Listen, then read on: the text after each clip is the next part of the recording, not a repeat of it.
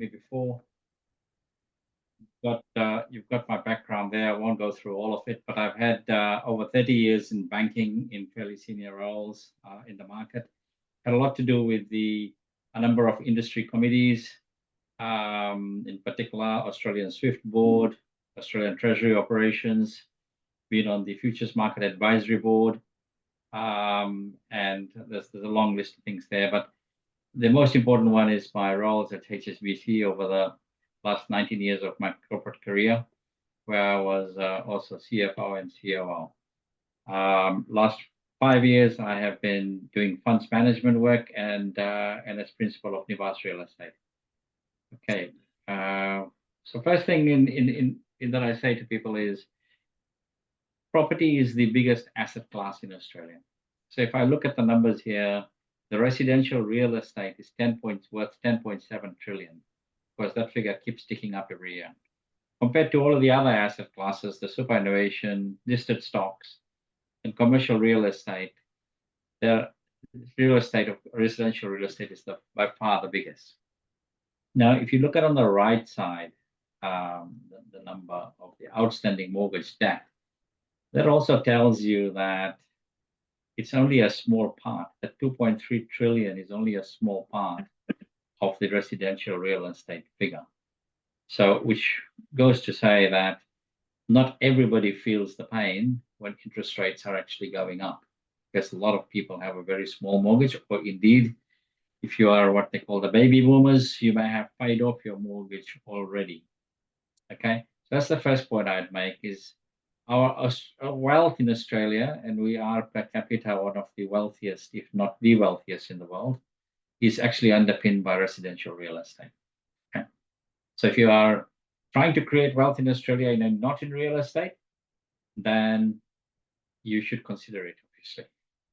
Okay.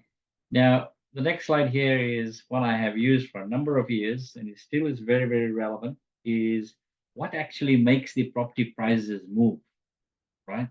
What actually moves the needle on property prices? This slide hasn't changed for at least the last 6 years.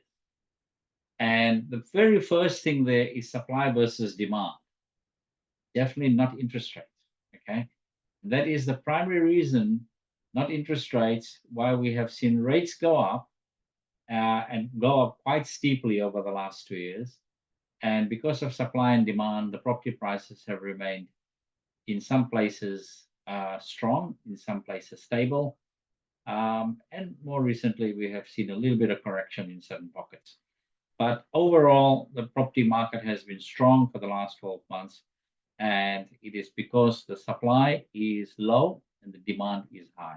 Very simple equation. Now, interest rates, of course, this is in some sort of order. Interest rates is important, absolutely, because it dictates affordability. And we saw that very clearly when the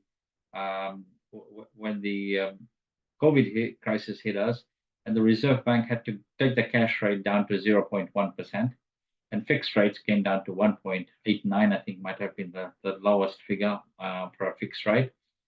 And that was caused really by the affordability at the time was really dictated by the very low interest rates. And because affordability went up, obviously that pushed the prices of properties up because people could afford more, they could get a bigger loan. The behavior then, obviously, for people who are selling their properties is they're asking for more, the prices to go up. So inflation and wages growth are two things we have to keep watching, and that dictates interest rates. Okay, at the moment we'll see inflation in a minute. The third one there is a regulator. A regulator has a number of levers they can pull. And the main regulator is APRA. They regulate banks and they dictate banks' lending policy and dictate appetite and so on.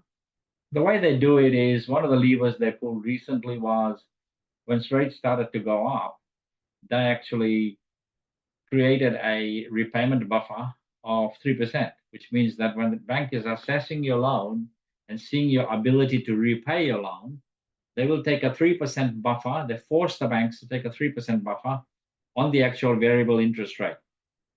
So where variable interest rates, for example, right now is say between 6 and 6.5.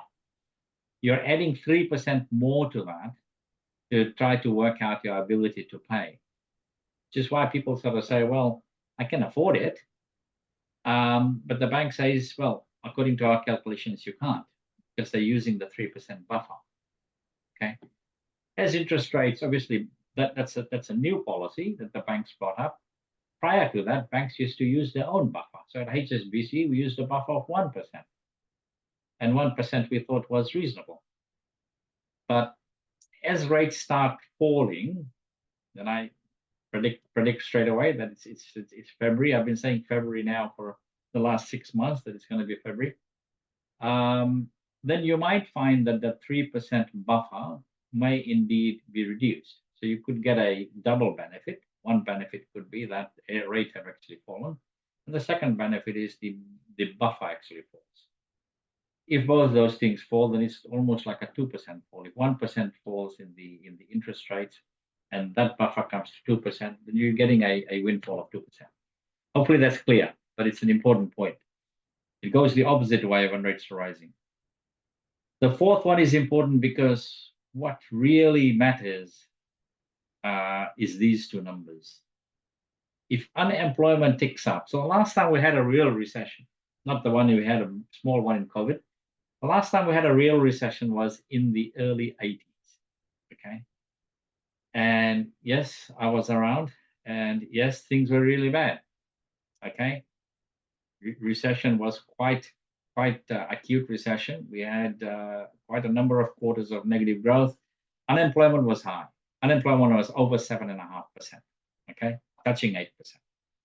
So when you have that type of situation, when the economy is not growing, people are not employing you. We had migrants come to the country and actually return back home because there was no jobs. So in that type of situation, it has a huge impact. Huge impact. Of course, interest rates went up to 17%, but that time it had a huge impact on the property prices. Nobody was buying. There were mortgagee and possession sales, and nobody would come to the auctions.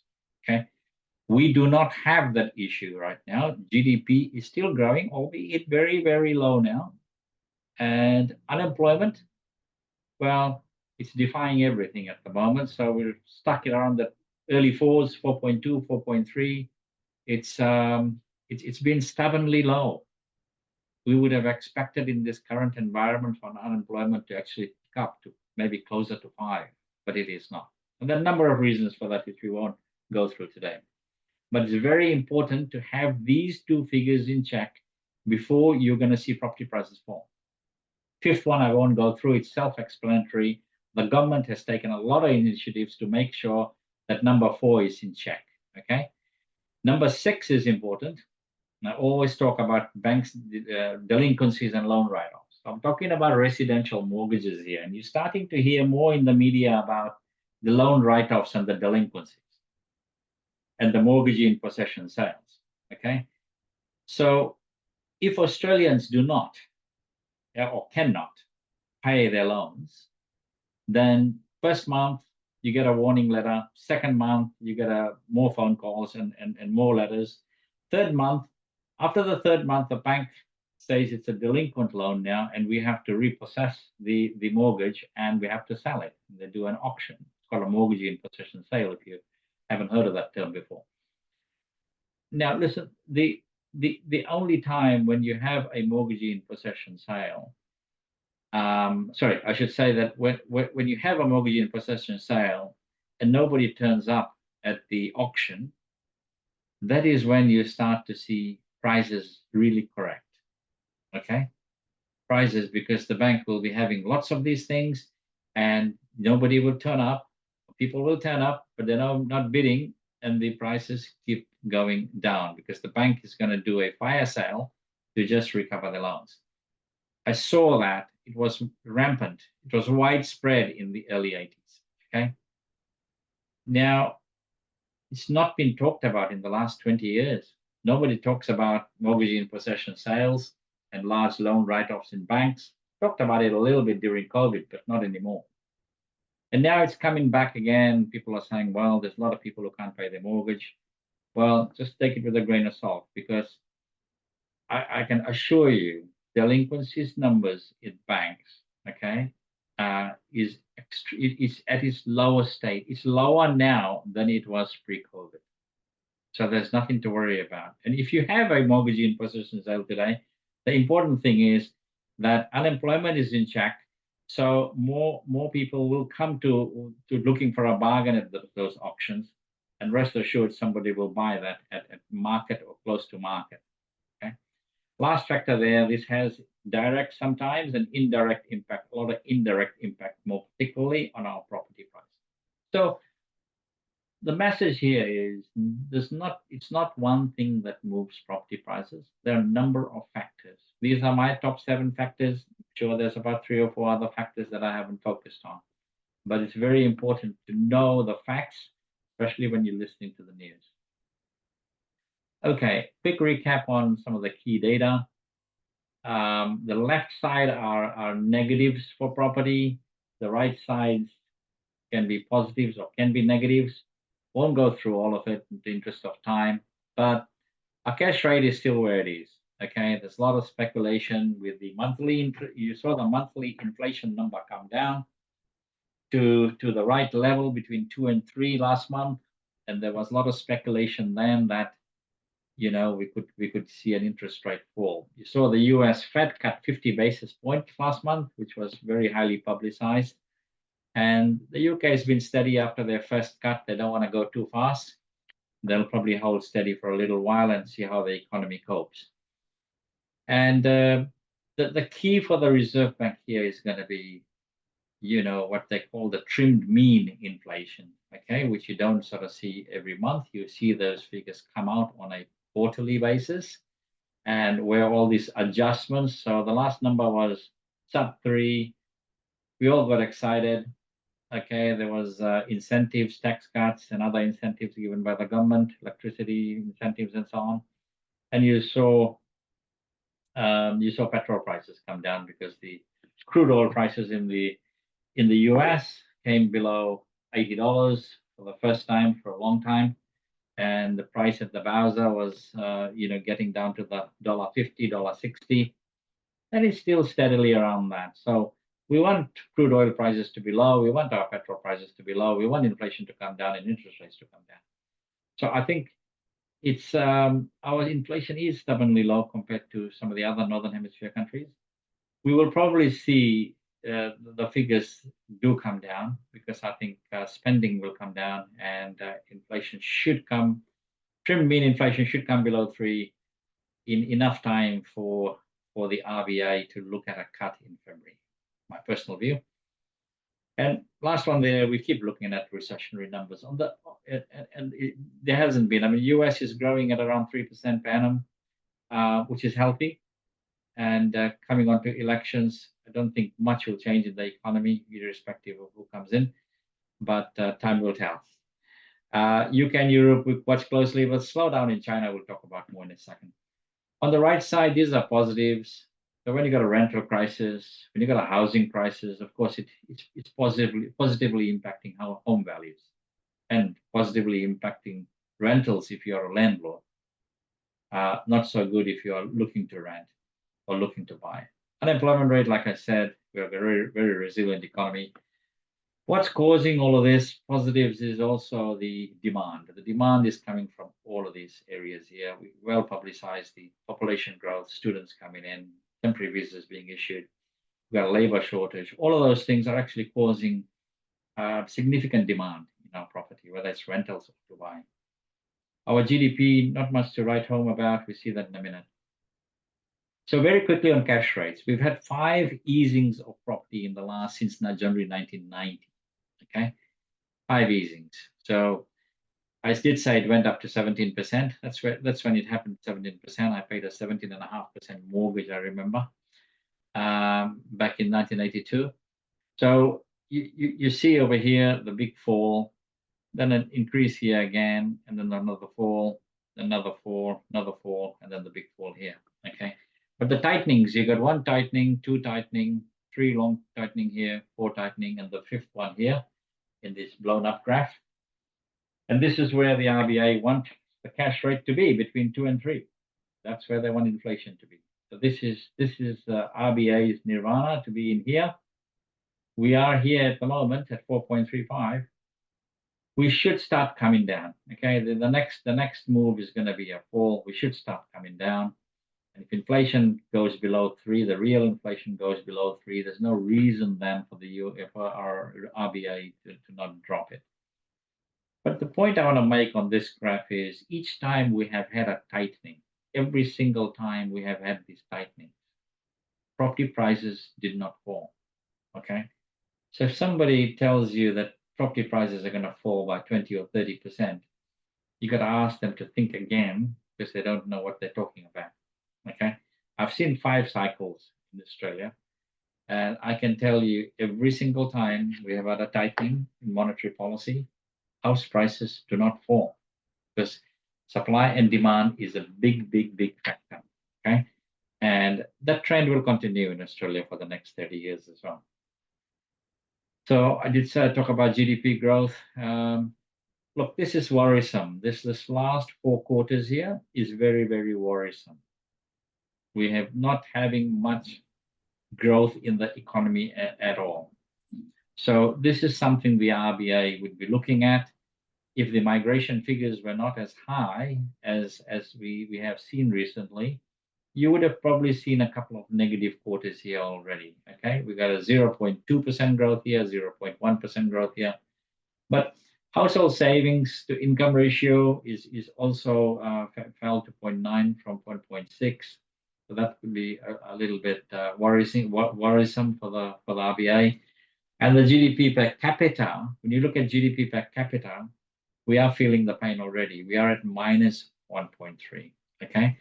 So I'm sure everyone listening here today would be aware of what they are paying for their goods, what they're paying on their mortgage, what they're paying for their rent.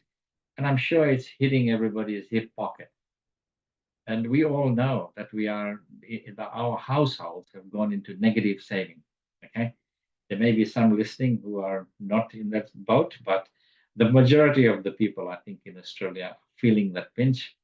Therefore, that's what the Reserve Bank is trying to do, is just trying to get people to spend less so that inflation comes down and then they can bring the interest rates to a more reasonable number.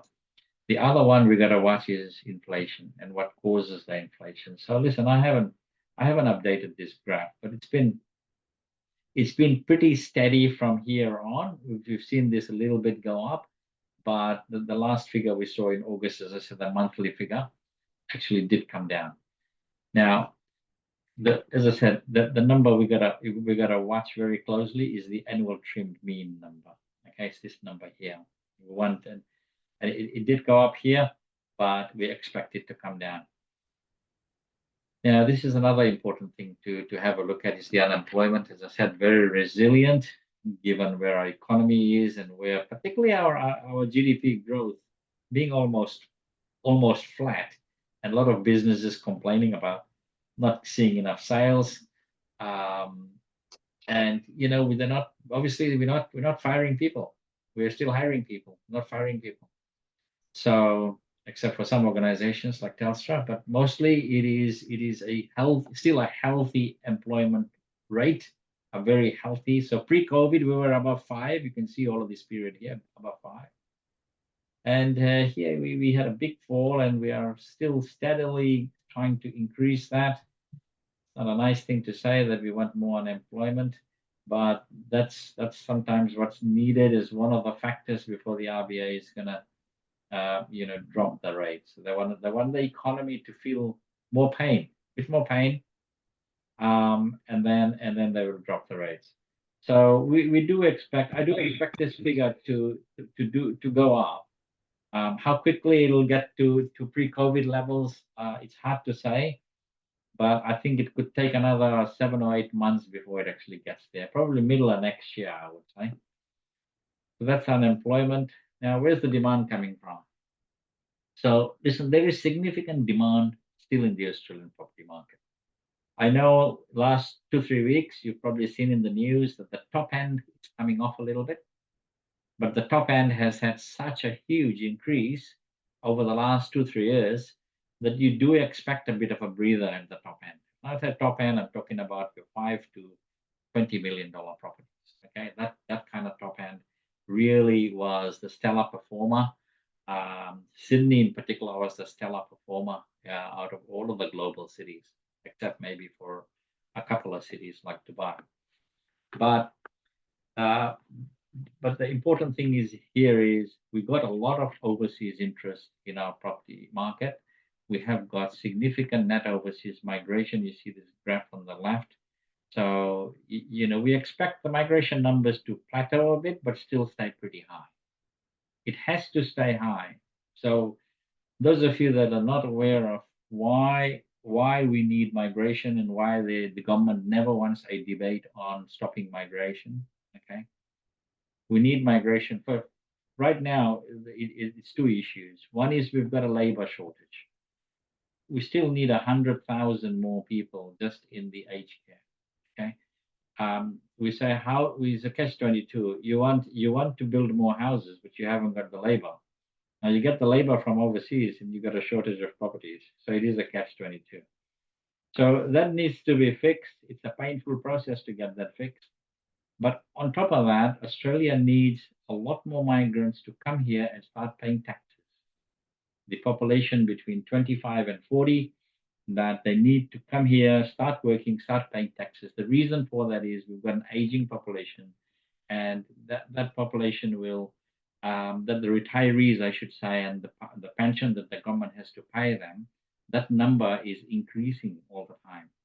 So every year there's about 200,000 more people going into a pension.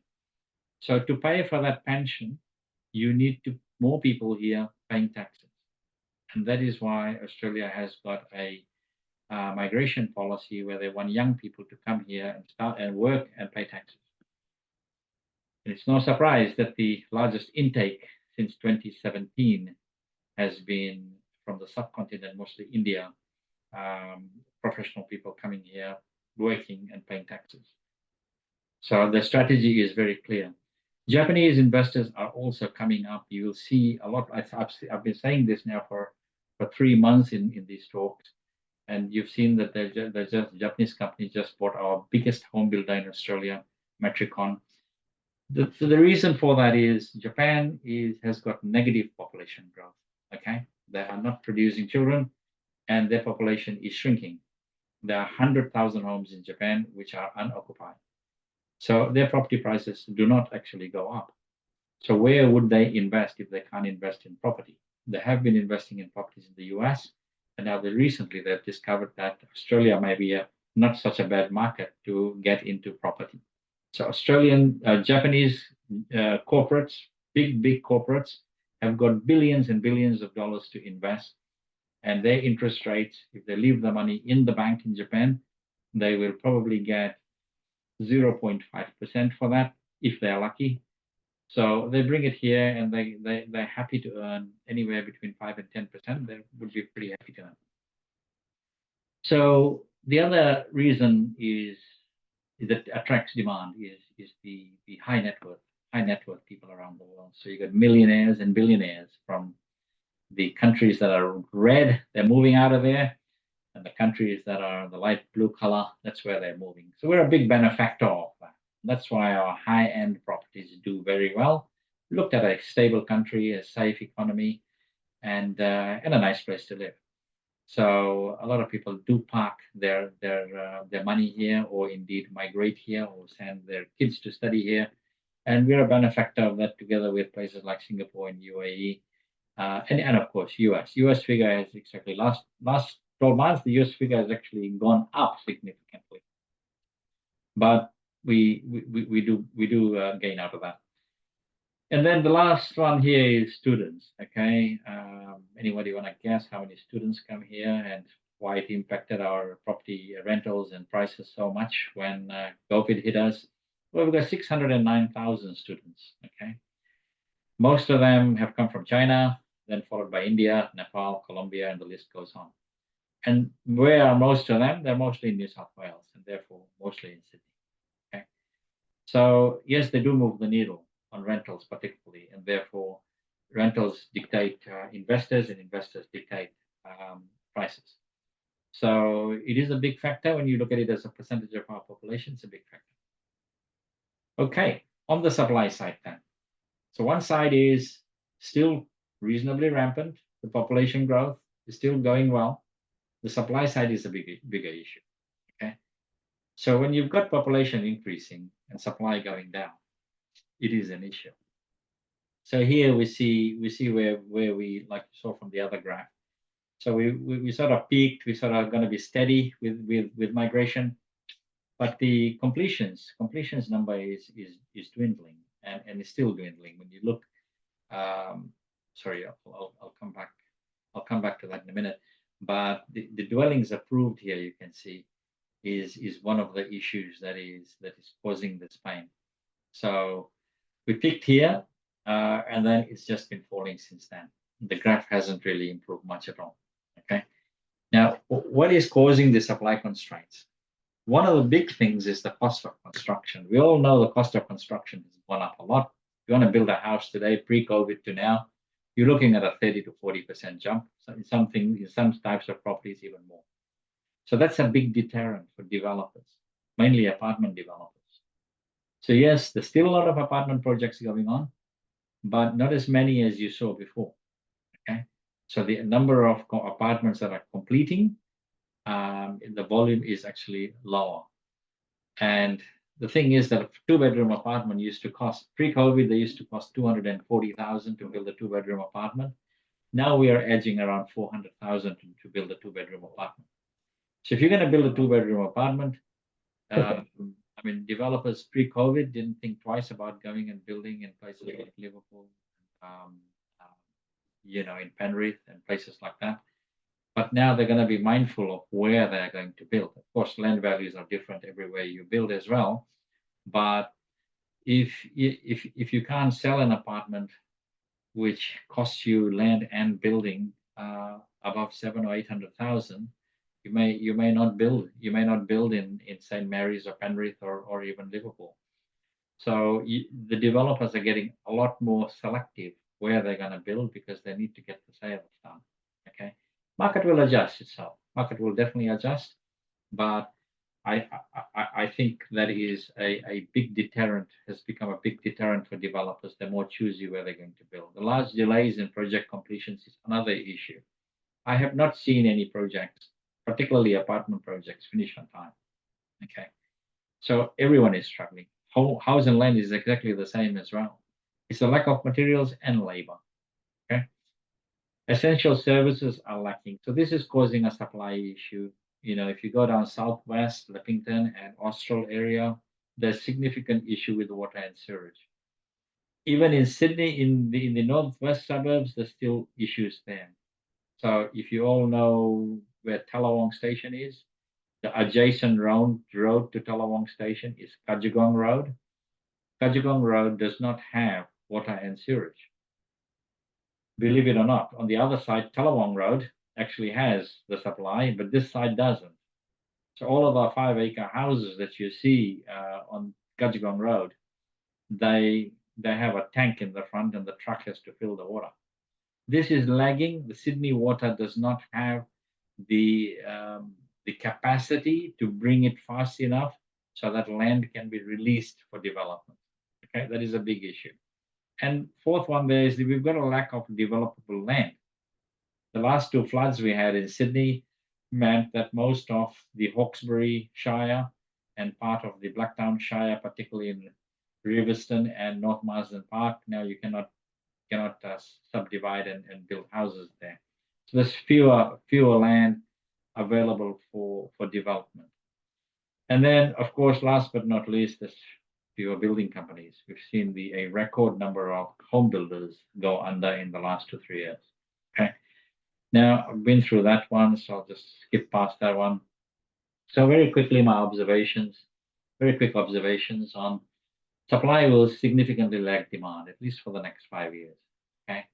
And the NHFIC estimates a shortage of around 106,000 dwellings expected over the next 5 years. Rental crisis, I think, while there is a little bit of reprieve right now, it's still not out of the woods. And when you've got vacancy rates which are still around 1 or 1.2 or 1.3. A healthy rental market, you got to be around somewhere around the 2.5, 2.6. So I can't see that it will be fixed. So you still expect some rental strains and rental pain, and rentals could still go up with the demand still steadily coming in, and we don't have enough finished products. Increased cost of construction, that's gonna continue to, as I said, to impact supply. And some states are better than others.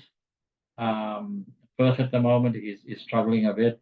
They could build houses there before in about 5 months. And now they ask you to allow at least 10 months to build houses if you're doing a housing land package there. And the price gap between house price and apartment price is expected to close further in the next 24 months. Listen, it's when rates do start coming down, one thing is assured: property prices will go up if everything else stays equal. So if supply and demand, and I've talked about that for the last 10 minutes, if supply and demand is stagnant, stays where it is, still got high supply, low demand, low supply and high demand. So in that backdrop, if interest rates fall and everything else is equal, then you are going to see prices of houses and apartments both go up. Now, the apartment prices will probably go up more than the house prices because of the affordability factor. Okay, house both will go up, but I think that gap needs to close, and it will close. Home value index very quickly. So the stellar performer, you can see here, annual. The stellar performer has been Perth, and then you've got followed by Adelaide and Brisbane. That's where a lot of the growth has been. Melbourne has not been a good place. Sydney started very well, but we've run out of puff. So for the last month, it was only 0.2%. We run out of puff, and you sort of expect that with affordability, that at some point something's got to give, and you can't keep having 5%, 10% every year. So I will offer one more. So rental vacancies. Rental vacancies is an important thing. As I said, we are running nationally. This is a couple of months old, but listen, it's ticked up a bit. I haven't had time to put the new graph here, but it's ticked up a bit, the national figure, but nothing more than 2 basis points. So the biggest issue still remains Adelaide and Perth. That has been the biggest issue in Australia for quite a while now. We are a little bit better, but still struggling. Okay. So when you are looking to buy a property, this is one of the checklists that I give to people and say, listen, when you buy properties, you've got to tick at least 10 boxes, sometimes even more. And at Nivas Real Estate, we specialize in making sure we tick the boxes for you before we pick a project. So location, absolutely critical. It's not just about location. Population growth. If you don't have population growth, anywhere you buy in Australia, don't have population growth, forget about price growth. Forget it. It's not going to be price growth. You got to have population growth. Infrastructure projects are very, very, very important. So that brings infrastructure projects go hand in glove with population growth. Government knows where population is growing, so government has to have infrastructure projects there. Economic drivers, you've got to look at the economic drivers that are, we've talked a lot about them already.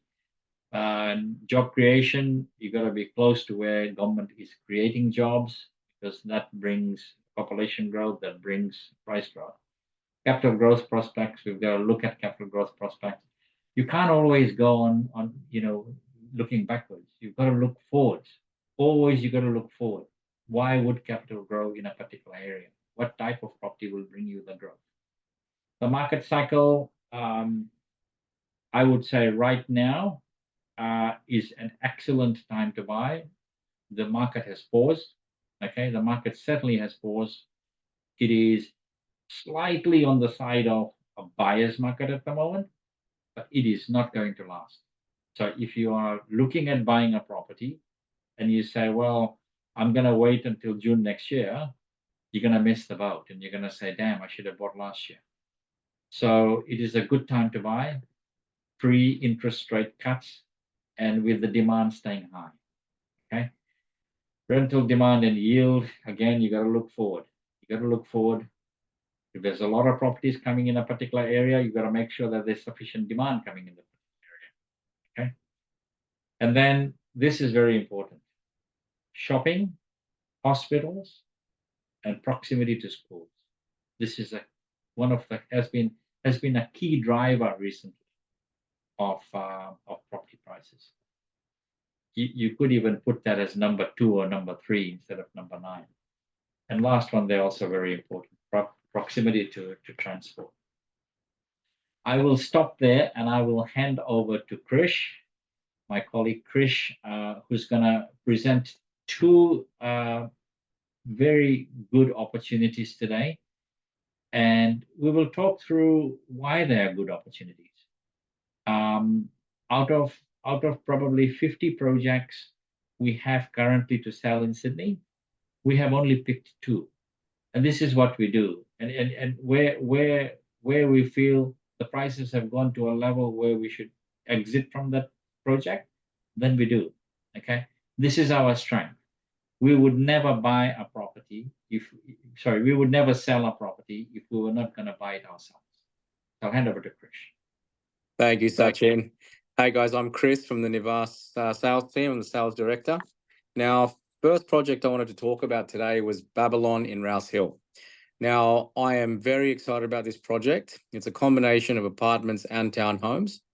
The builder is the Binar Group, who are an ICIRT rated builder, meaning that they are on a panel of builders who are approved by the government that basically have got strengths in funding, they've got a good reputation, no consistent issues, so a very, very good builder.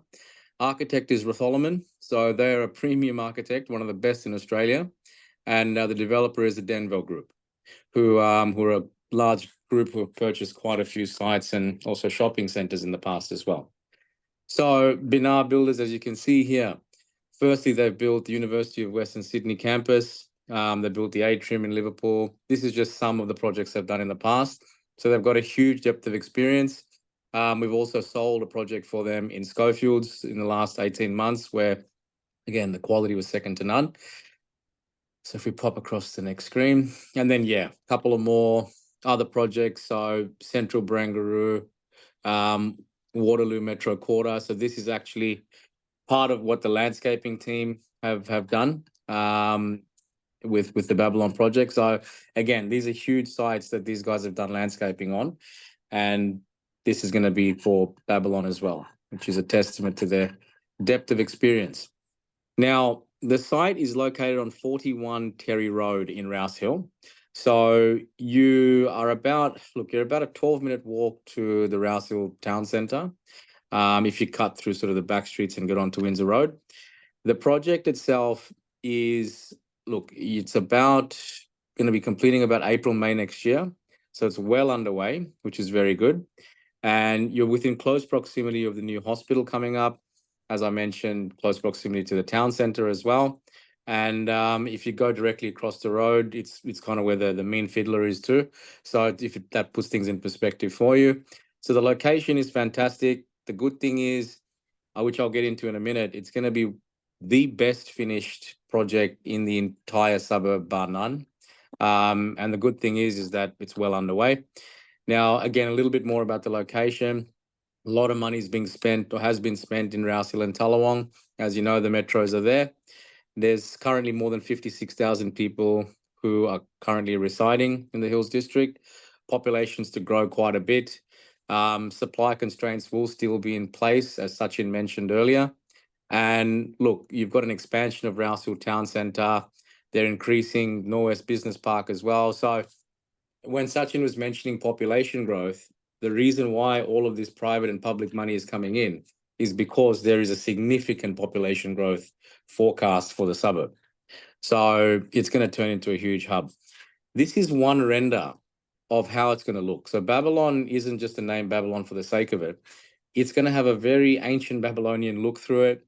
You're going to have a flow of water going through the middle. You're going to have amazing landscaping all throughout. So it's going to be on another level. Now, if you can see your top floor, right? So your top floor where the rooftop is there, rooftop, then you've got a middle floor, then you've got a ground floor. So that's one sky home, they call it. That's a 3-story sky home, including the rooftop. Your middle section will be apartments, right? Then your lower 2 floors will be the garden terrace, basically. So, or the garden terraces. So they're not basically apartment. It's nothing like that. Double-story townhouse downstairs, apartment in the middle, then you've got a 3-story sky terrace at the top. So very unique designs.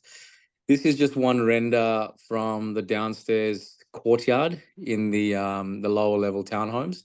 So look, lots of room, very unique designs, which I'll get into as well. And the landscaping is just going to be second to none. So this is what a rooftop terrace will look like. So there are sky terraces, which we have 1 and 2, actually no, only 2 bedrooms available at the moment, but they're going to have their own private rooftop, which look like this.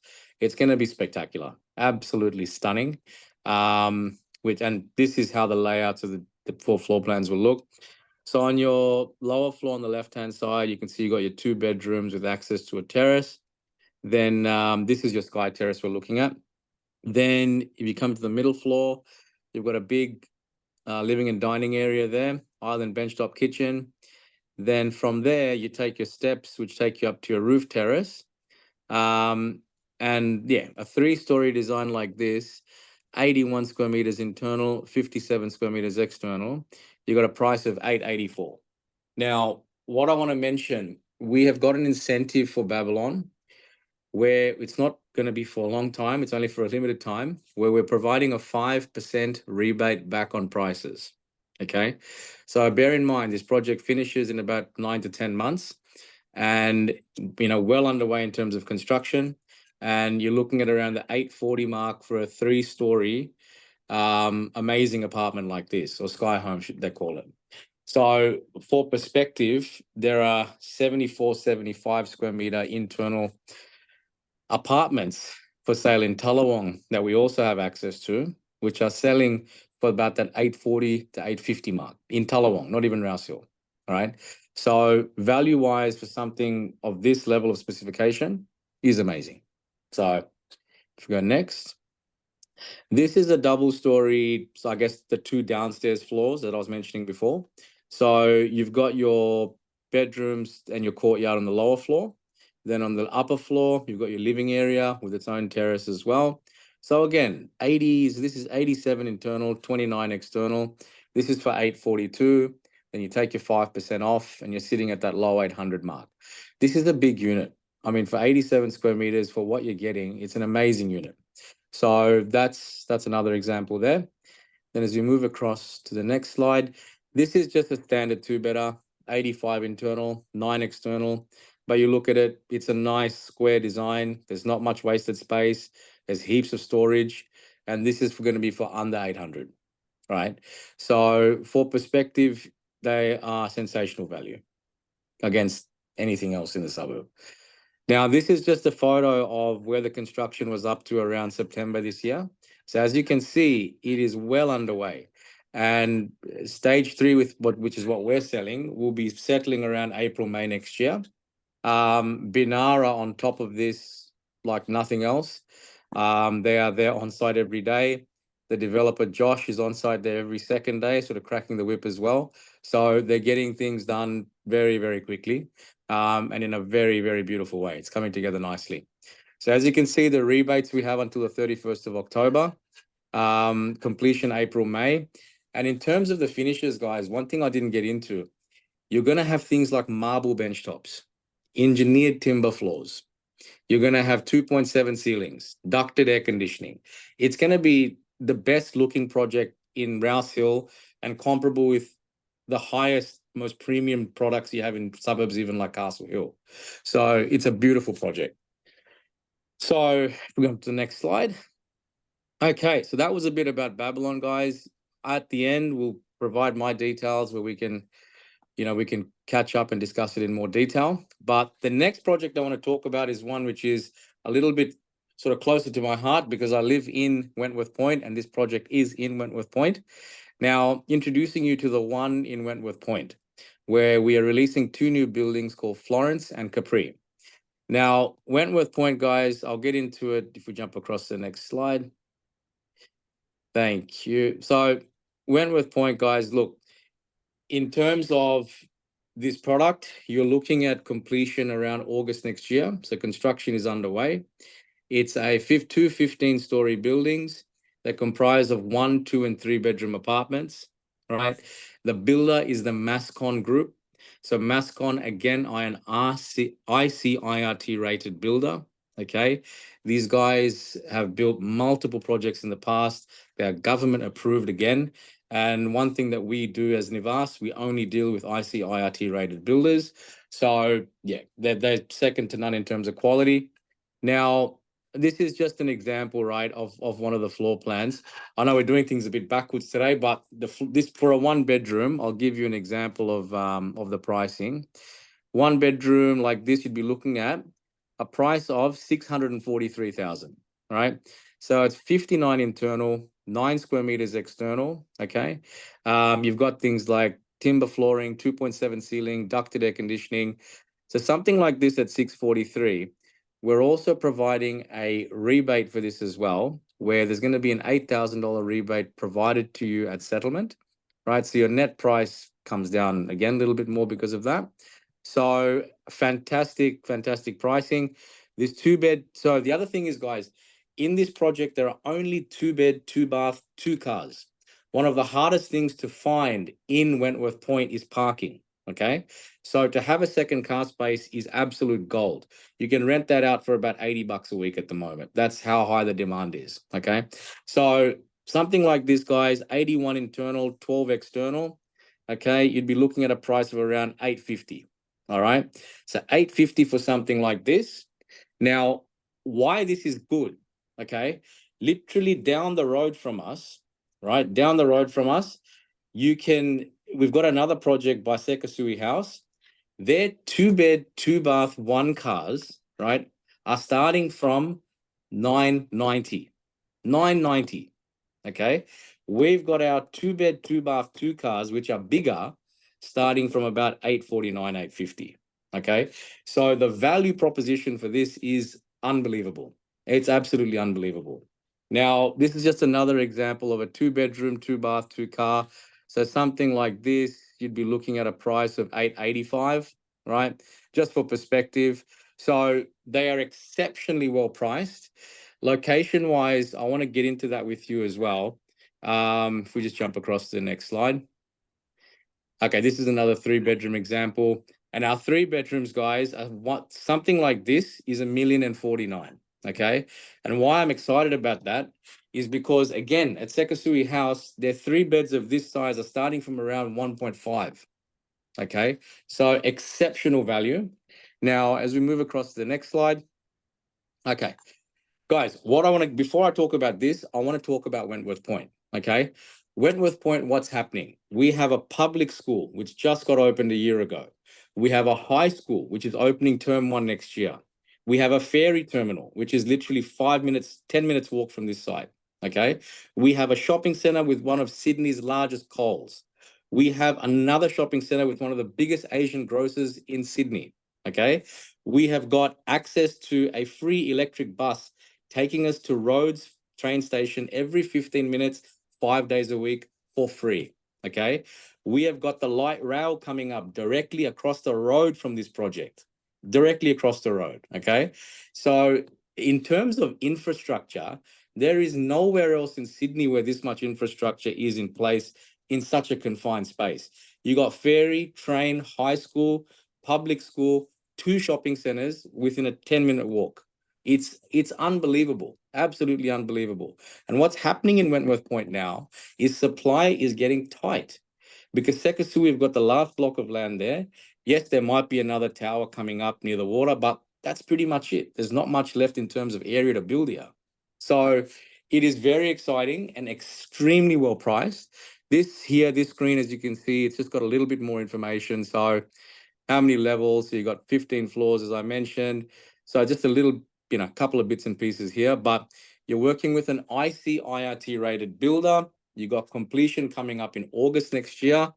And guys, honestly, in terms of a suburb and convenience, there's nowhere better than Wentworth Point. Honestly, I've been living here for almost 8 years, and I can attest to the fact that unless I'm going out for meetings, I don't use my car. I walk everywhere I go. We have a beautiful promenade, water walkway, which takes you from the north to south end. It's a fantastic location. And at 850, even under 900 for a two-bedder, you're so far ahead, especially with that second car space. It's unreal. So I will leave you with that. And what I would love to do, guys, please take a screenshot or take a photo of our information here. My name's Christian. Call me, give me a message. I can walk you through the displays here. Rest assured, as soon as these developers get a whiff that interest rates may be heading on that downward trajectory that Sachin mentioned, prices are going to go up. Everything's going to start moving in that upwards trajectory. So timing is key. Get in now, give me a call, and I can walk you through. Okay. Thanks, Sachin. Thanks. Listen, that's the formal part of our presentation. Like Krish said, we only present opportunities that sort of make sense to us, where you can make a good capital gain. Those prices, Wentworth Point prices, I mean, one bedrooms at around 640. The Talawong Station Daycop project, we're selling one bedrooms at 625 for a similar size. So very different locations and very good value. And the other project that we have compared to Talawong Village is only 1 kilometer away. So Babylon is 1 kilometer away only from Talawong Station. So the price the three level for around 840. We've just we're selling in another project at Castle Hill where we've got 3-level apartments that we're selling for nearly $2 million. So there's a bargain there, definitely a bargain there. Oh yeah, We're happy to take questions now. If you have any questions, feel free to ask them. Please feel free, guys. I should also mention that Lenny's there. Lenny, you wanna identify yourself? Lenny is part of our team as well. I didn't have a name there or number there, but I'm sure she has some visitors today. But Lenny is also part of our team. I'll change our slide for next time. Yeah. Yes, sorry, Sachin. Hi, Lenny. Welcome. Hi, Hello. Lenny. Yep. Perfect. Thanks, Lenny. No worries. Okay. Happy to take any questions. There is a question in the chat. Listings from Andy. Listings in Sydney have increased last month. Do you see this coming down from January next year?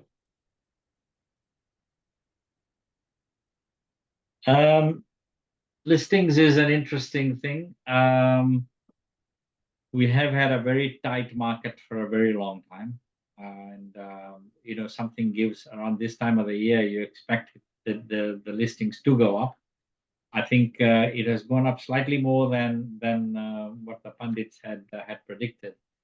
And it probably has something to do with either people upsizing or downsizing or moving interstate. Those key reasons why you would sell a property.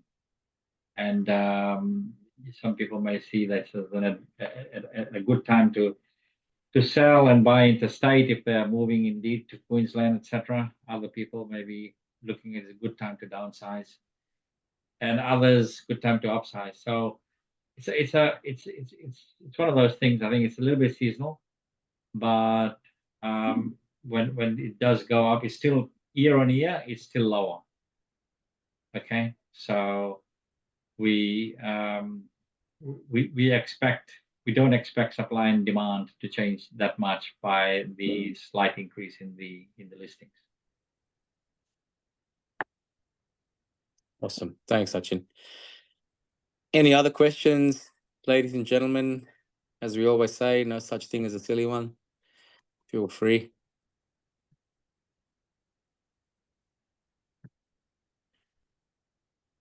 All good. Everyone's confident. Everyone's ready to buy. No, but please, guys, please reach out to us and let us know if you did want to come out and have a look at those two projects. The Babylon display will be ready next week, so you'll be able to get access to that display. I dare say once that display is up, units are going to start moving even faster. So we do have limited stock there, but yeah, it's selling quite quickly. So call us if you want to discuss those. If you want to have a one-on-one with us to discuss your property goals, happy to do that with Sachin too. We can organize a Zoom. Whatever you require property-wise, guys, we're here to help. Please do give us a call. And I'll get so I'll put my number in the chat. So if everyone wants to. That's my number there, guys. Call me and then I'll pass you on to whoever invited you. Approximate strata. Okay, strata for Babylon for a 2-bedroom, you'd be looking at around 900 a quarter. 850 to 900 a quarter. And the other one? The other one, okay, with Wentworth Point, 2-bed, 2-bath, 2-car, you'd be looking at around 1,200 a quarter. 1,200 a quarter because you've got access to there's a full-fledged communal gym, there's its own gym, cinema. It's a lifestyle project. It's got amazing facilities. But the good thing is it's shared with hundreds of different tenants and occupiers. So that's, yeah. Okay, the deposit for Babylon. Deposit is a good question, actually. Now, we can do 10% upfront, or we can do 5% now, right? And then we can break it up in installments until completion. There's a product they have called Coposit. So we can use that as well with Babylon, I believe.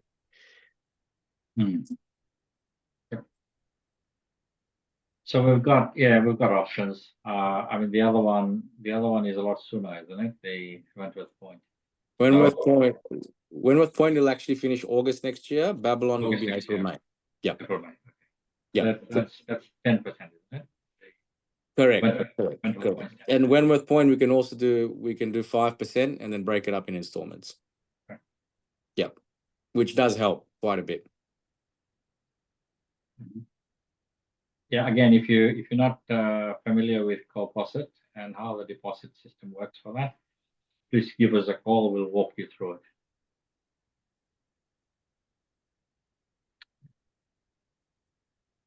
Okay. Oh, here we go. Sorry, one more question. Apologies. 5% rebate. Is the 5% rebate? Yes, 5% rebate can be either reduced from the contract price, or we give it as a cash rebate, whatever you decide. I think the Babylon developer is quite flexible, and we have negotiated with them that rather than make it a rigid 5%, as some people do, some people actually give it to you after settlement, you can actually decide to either reduce your contract price or get a rebate at the end. Yeah. So we can talk you through that as well. Yeah. Yeah. It's an amazing project, given your 5 minutes walk to the new hospital that's going to come up there. Compared to everything else that's around, it's very good value. Is there any quarterly capital works in the levies? No. So, sorry, who asked that question? C. Okay, listen, the capital works levy is normally a special levy that is applicable to significant capital works required for older apartments.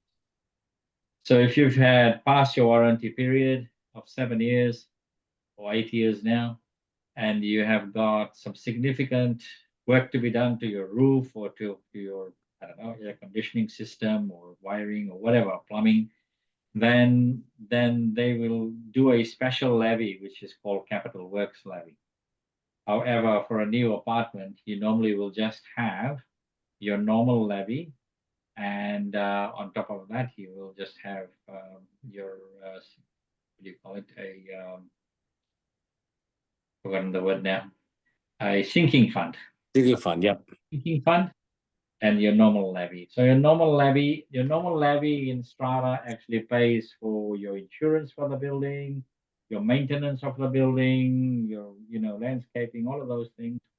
And the sinking fund is actually there for the work that they might do every 5 years or every 10 years. They might repaint some of the balconies and things like that. So those type of things are normal. But when you hit a real issue in your building, then they have to set up a capital fund where they will ask for special levies for you to pay. But that doesn't happen. Well, sometimes it never happens. Okay. I've been buying properties here for over 40 years. Some of my properties have never had a special or capital levy, but there have been a number of them that have had as well. So, okay. Okay, thanks for that, Sachin. Lenny has just asked the rebate. Yes, there are rebates for Wentworth Point as well. Wentworth Point, 1 bedroom, 8,000, 2 bedroom, 12,000, 3 bedroom, 14,000. So you do get a cash rebate again for a limited time. And again, guys, both these projects are very well priced. They're under market. You're buying under market compared to everyone else. So they're going to move very quickly, especially once we get a hint of rates going down. So please book it in if you are interested. Yeah, I think with Babylon, the developer is very serious about taking the. I mean, this is not pre-sales. They just haven't moved their prices up as much. Correct. But compared to where the market is now, like especially the Daycock project at Tallawong.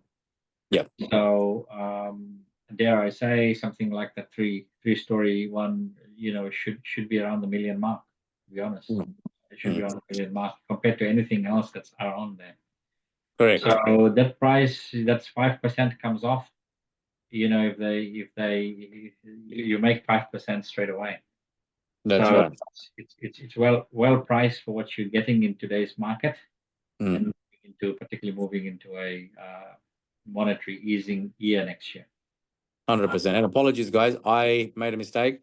There's no co-deposit for Babylon, but the terms for the deposit are flexible. But there is co-deposit for Wentworth Point. I apologize. It's been a very long day. Sorry. Okay. But yes. Cool.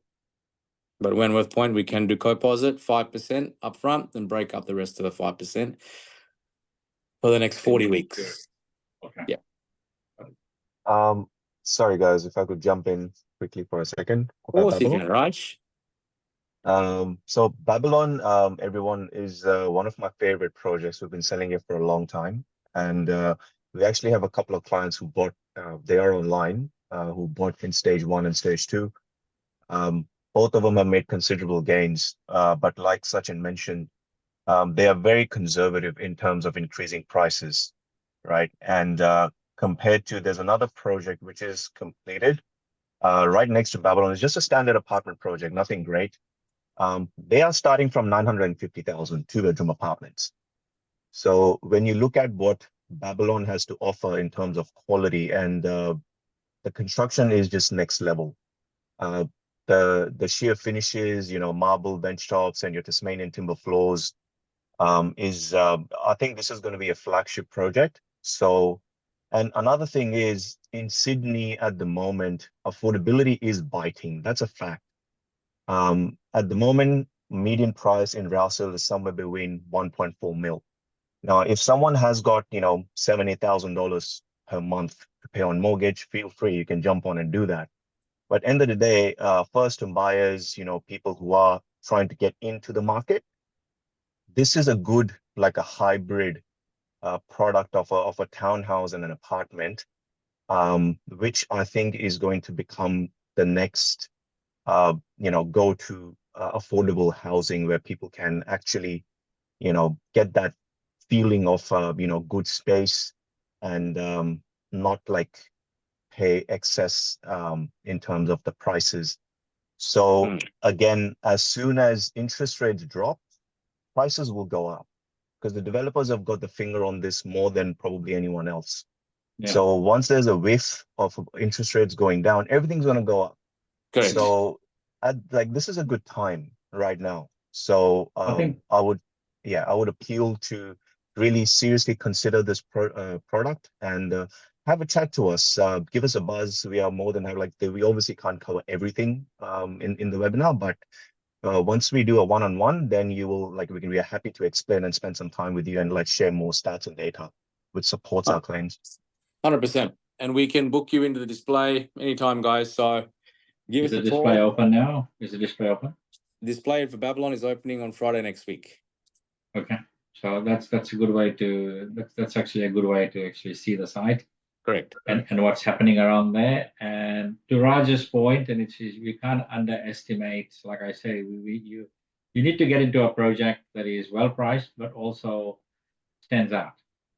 And this one stands out for us. Babylon stands out for us because it is nothing like anything else in the Northwest. Nowhere else you can come home and you in a garden environment. Most of the apartments are just stock standard apartments. Especially for that price. Especially at that price. So it is going to stand out, and that's going to hold a premium to anything else that's around there. That would be as an investor or someone who wants to live there. We have bought there. I can say that a couple of people maybe listening to us and today have already bought there. Yep. And we're still selling there. We haven't moved away because the pricing is still so good. Correct. Thank you.